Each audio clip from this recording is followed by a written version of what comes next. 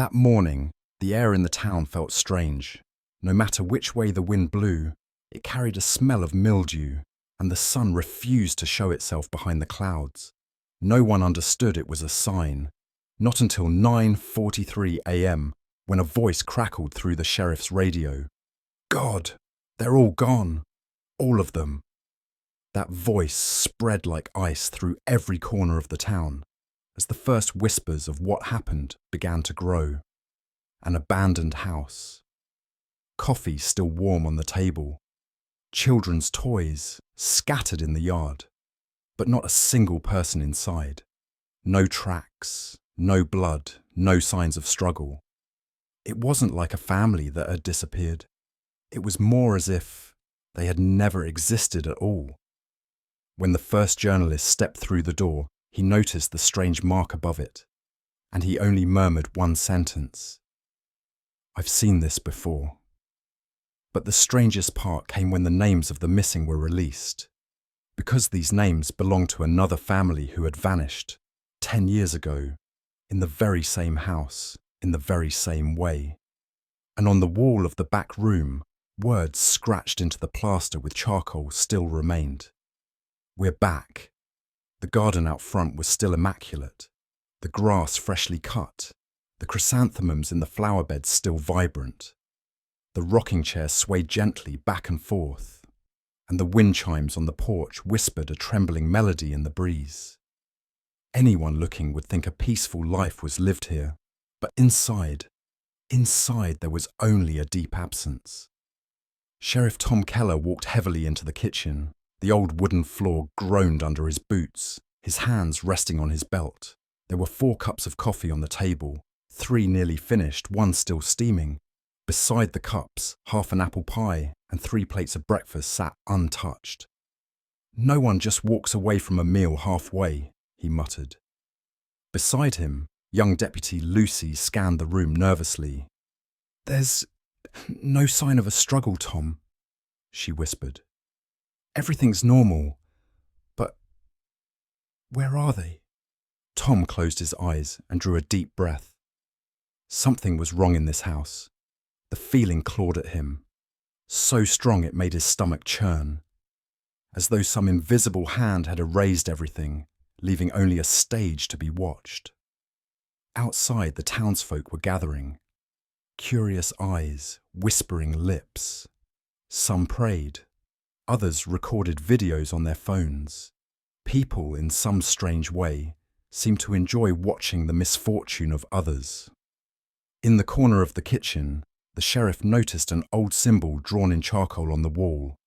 A circle with 2 lines crossing through it. He reached into his pocket, pulled out his phone, and snapped a photo. The air in the room grew colder then. Lucy shivered. Tom, she said, that mark. It feels familiar, like... She fell silent. Tom lifted his head. I know, he said. 10 years ago. The deputy's face went pale. 10 years ago, in this same house. Yes, the same mark. The same story. 10 years ago, a family living here had vanished in the same way, at the same time. And they'd never been found. As they moved toward the living room, they examined the photographs on the walls. The images in the frames looked almost alive, as if they might move at any moment. 2 small children playing in the yard, a mother and father laughing in the kitchen. Tom tilted one of the frames, finding a small note hidden behind it. Don't look at us. Don't hear us. Don't find us. Lucy stepped back. Who could have written that? She asked, her voice shaking. Tom shook his head. I don't know yet, but whoever wrote it knew something. Just then, someone shouted from outside. Sheriff!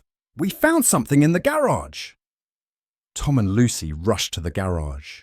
As the door creaked open, a dark smell wafted out. In the middle of the floor lay an old chest, its lid open. Inside were yellowed pages bound in a notebook, a handful of rusty keys, and a small wooden toy horse marked with a red symbol.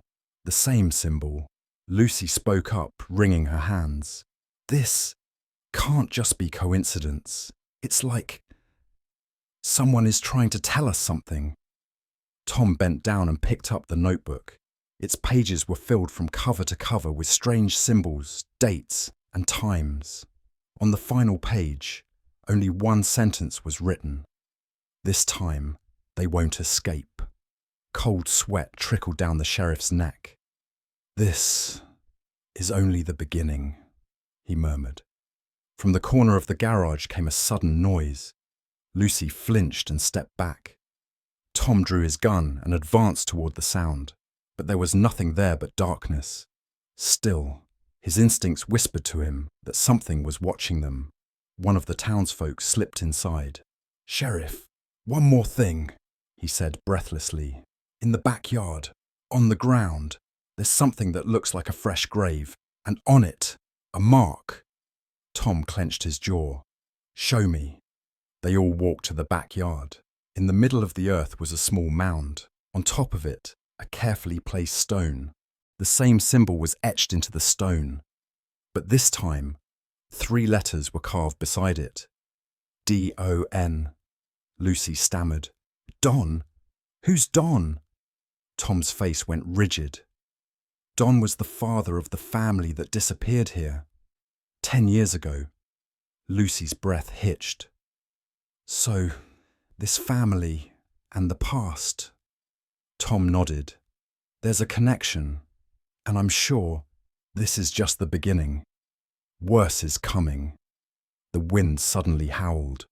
The house seemed to groan. A shiver ran through Tom's body. His instincts screamed at him. "If we stay here, we'll never get out." They stood silently at the mound in the garden. The sun had withdrawn behind the clouds, and a grey veil settled over the yard. A faint mist swirled above the soil, leaving a penetrating chill with every breath they took. The letters D-O-N on the stone gleamed as though freshly carved. Stone dust still clung to the edges and drifted away in the breeze. Tom circled the stone a few times, trying to suppress the dark feeling crawling through him. "Someone is trying to tell us something," he murmured, not really to Lucy, more to himself. But his voice came out lower, heavier than usual. Lucy opened the notebook in her hands, flipping through its pages again. Each one was covered with dark symbols, dates and times, some words violently scratched out. Her fingers hovered over the final page. "This time, they won't escape," she whispered. "Tom, who won't escape this time?" Tom shrugged, but he already knew, at least part of it. 10 years ago here, in this very house, a man named Don and his family had vanished just like this. Now, what had happened to this new family felt like a repetition, like the continuation of an unfinished story. Just then, a rustling sound rose from the depths of the backyard. Both of them turned their heads. Within the thick mist, a formless shadow appeared for an instant, then was gone. Tom's hand went instinctively to his gun. What was that?" Lucy's voice trembled. Tom's gaze was cold. "That's what we're here to find out," he said. But inside, a voice was screaming louder with each passing second. "Leave! Leave! Now!" One of the officers came running from the corner. "Sheriff! Upstairs! We found something strange!" he called out, breathless. Tom and Lucy hurried back inside. With every step up the stairs, the creaking of the old wood echoed like a warning in their ears. When they reached the landing, the officer pointed to a small bedroom door. It was slightly ajar. From inside, it sounded as if someone's breath still lingered. Tom pushed the door fully open, and for a moment, he couldn't believe what he saw. The room's walls were completely covered in old newspaper clippings, Polaroid photos, and symbols drawn in charcoal. The photos depicted families, some at happy dinner tables, others in gardens. But at the edge of each one was the same symbol, a circle with 2 lines crossing through it. Lucy hesitantly pulled one photo free. This is Don's family," she said. "But this photo, It wasn't in the official case files. Where did... Tom took a deep breath. Someone's been hiding here, watching us. At that moment, a sudden click came from the corner of the room. They both whipped around, but no one was there. Only an open hatch in the floor, leading to the attic above. Tom looked at Lucy. "Stay here. I'll go up," he said. But Lucy shook her head. "No, not alone." Together, they climbed through the hatch on their knees. The attic smelled of heavy dust. A single bulb swung above them, its light trembling when they pulled the cord. But in the shadowy corner beyond the light, something waited. Tom crept closer. Behind the darkness lay an old child's bed, and hidden beneath it, a box. On its lid was the same mark, but this time a word etched clearly. "Wait." When Lucy knelt to open it, a cold breeze swept through the attic. Dust hung in the air. The light flickered and went out for a second. One of them murmured without even realizing, "This isn't a game. This is a trap." Inside the box, an old cassette player, envelopes marked with dates, a few small toys, and a yellowed letter addressed simply, "Don." Tom opened it and read, "I know they'll find me. They'll come one day. When they do, don't look, don't follow them, and most of all, don't leave the house." Lucy recoiled. "Don't leave the house." "But they did leave and disappeared." Tom shook his head. Maybe. Leaving was never really possible. Suddenly, the ceiling above them groaned. They both flinched and looked up. In the corner of the attic, they noticed a freshly carved symbol, still shedding dust. Only the beginning. Tom felt it in his bones. Worse was coming. In that instant, a faint flashlight flickered in the attic's corner. There was a tunnel, narrow, dark, carved into the wall, and along its walls, the symbols glowed faintly. Lucy squinted. "Who could have made this?" Tom's voice was grim. Not who, what? From within the tunnel came a whispering wind, and then voices, low and hissing, speaking words meant just for them. "We know you're here. Too late. Too late." They looked at each other. This wasn't just a disappearance. It was a ritual, an invitation, and they had accepted it. Tom drew a deep breath. "No matter what, we have to see where it leads." Lucy nodded. "But what if we can't come back?" Tom closed his eyes. "Maybe we're not meant to." At the mouth of the tunnel, the darkness thickened, and a voice inside whispered, "Beyond here, there's no return." But Tom stepped forward, and Lucy followed.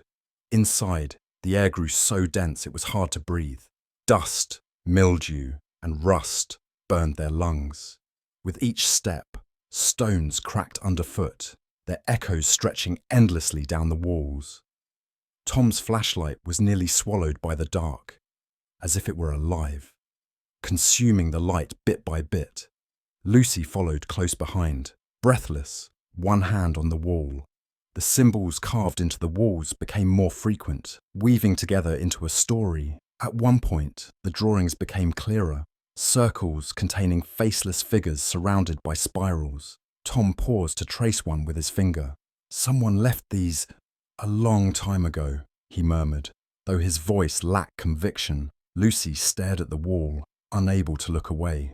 "Or they're still here," she whispered. Silence fell, so thick they could hear their own heartbeats, until the metallic scraping from the depths broke it. Tom stopped, shining his light forward. Only darkness. The sound was like chains dragged across stone. Then it stopped, but they both felt it. Something larger was coming. "We have to keep going," Tom said, though his voice shook now. Their steps became cautious, quieter. The ground here was smoother, layered with fine sand. Lucy looked up as cold drops from tiny cracks in the ceiling fell into her eyes. The walls glistened with dampness, mold glowing faintly in spots. But the worst part, some of the scratches on the walls were fresh and wet. From here on, Lucy began, but her words trailed off. Because around the next corner the tunnel opened into a vast cavern. The high ceiling was lined with stone columns. At the centre, a pit, black as void, broken chairs, splintered crates, and rusted chains surrounded it.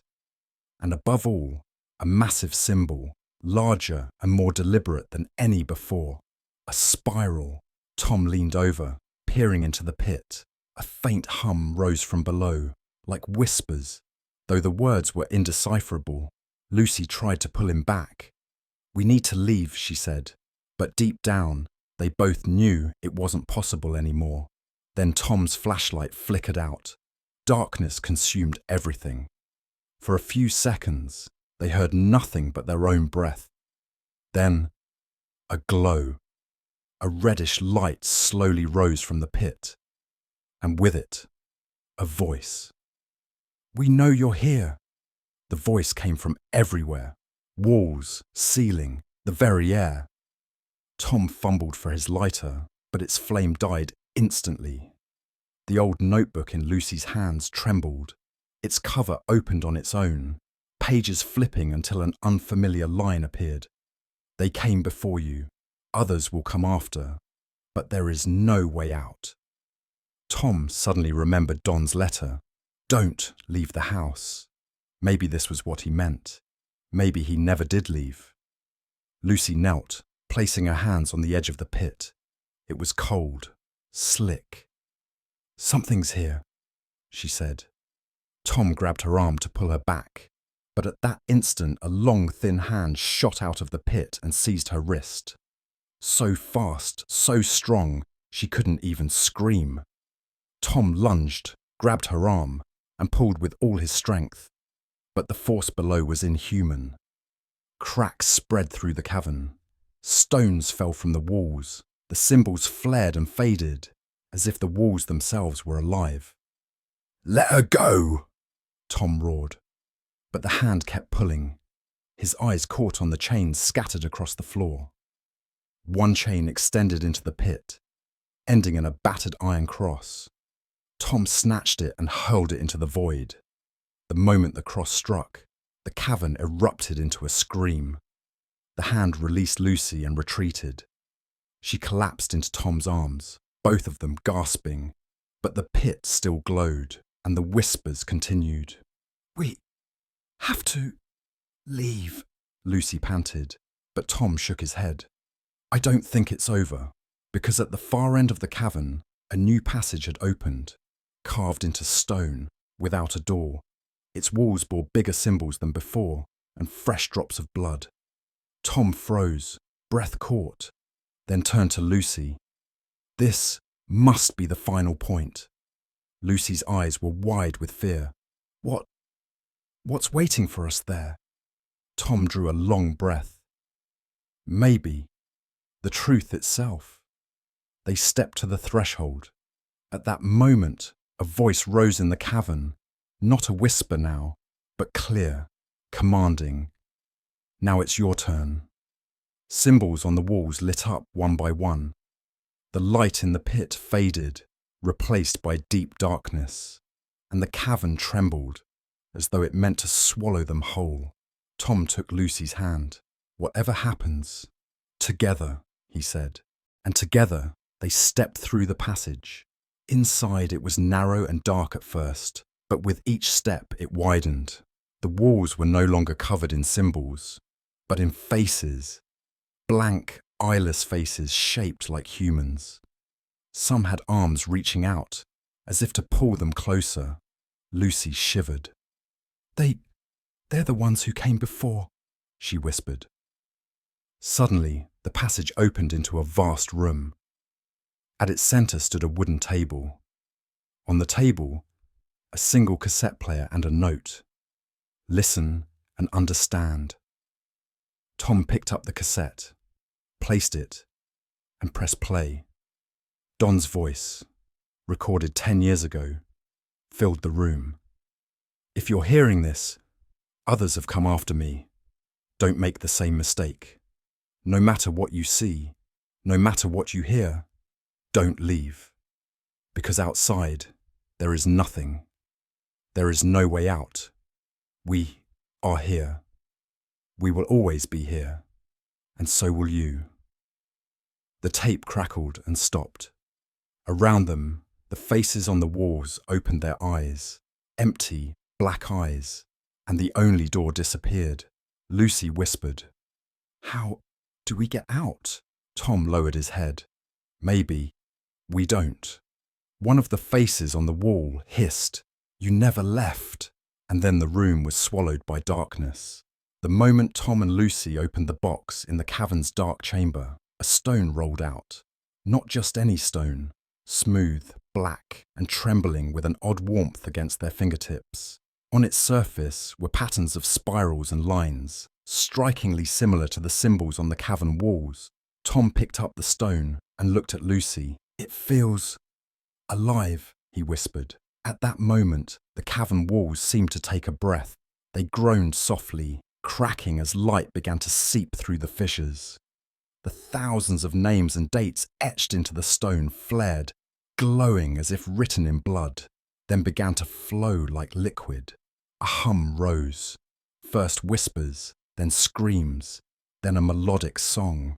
The stone slipped from Tom's hands, rolled into the center of the chamber, and settled perfectly in the heart of the spiral carved into the floor.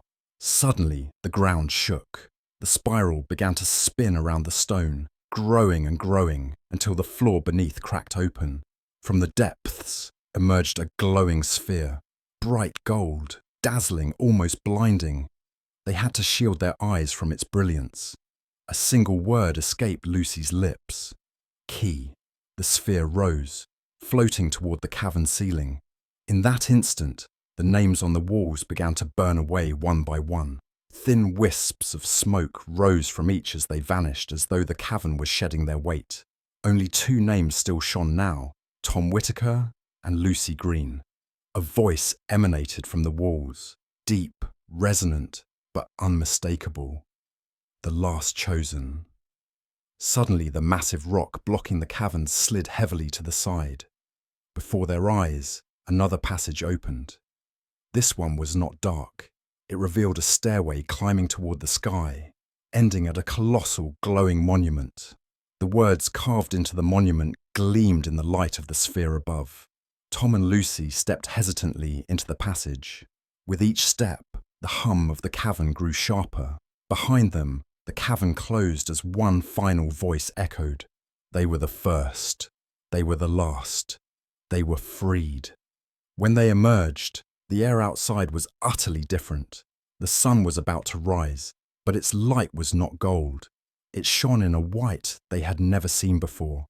Before them stood an enormous stone monument, smooth and majestic, stretching hundreds of meters high.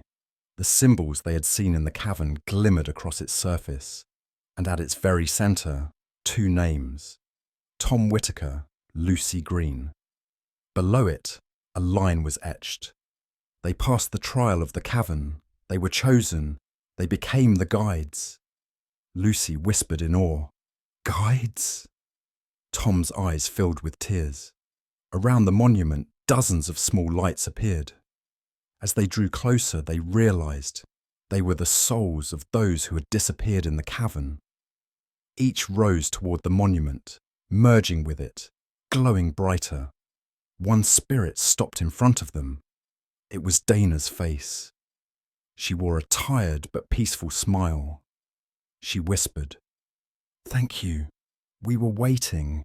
Only one could succeed." Then she too faded into the light and was gone. Tom and Lucy finally understood. The cavern had been a proving ground. Only the most patient, the bravest, the most resolute could pass.